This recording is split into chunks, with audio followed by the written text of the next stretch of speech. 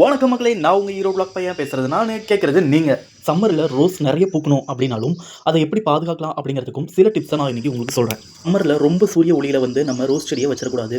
கொஞ்சம் செமிஷேடான பகுதியில் இருக்கணும். 3லேருந்து 5 மணி நேரம் வெயிலில் இருந்தால் போதுமானது.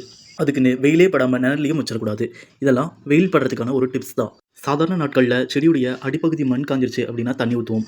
ஆனால் வெயில் காலத்தில் கொஞ்சம் நிறையவே செடிங்களுக்கு தண்ணி பராமரிக்கணும். அப்போ தான் செடி நல்லா செழிப்பாக வளரும்.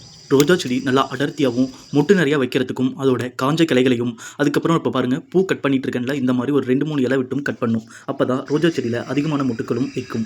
ரோஜா செடி பூக்கிறதுக்கு 15 நாட்களுக்கு ஒரு தடவை உரம் வைக்கணும். உதாரணமாக வெங்காயம், பூண்டு, வாழைத்தோல், கடலைத்தோல், முட்டை ஓடு, அப்புறம் டீத்தூள், புளிச்ச மோர், பூஞ்சை நோயை தடுக்கிறதுக்கு அது உதவுது. இதெல்லாம் யூஸ் பண்ணலாம். ரோஜா செடியுடைய இலைகளில் பூச்சி இருந்தாலோ ஓட்டை இருந்தாலோ என்னுடைய பழைய வீடியோவில் சொன்ன மாதிரி அந்த சில பல டிப்ஸை ஃபாலோ பண்ணிக்கோங்க. அந்த வீடியோ பின் பண்ணுறேன் பாருங்கள். நீங்கள் இனிமேல் தான் ரோஜா செடி வாங்கிட்டு வந்து வைக்கிறீங்க அப்படின்னா அதோடைய தொட்டி அமைப்பில் நல்லாவே நீர் போகிற அளவுக்கு கீழே 4 ஓட்டைகள் போட்டுக்கோங்க. அப்போ தான் வடிகால் அமைப்போட அது நல்லாவே செழிச்சு வளர்கிறதுக்கு உதவும்.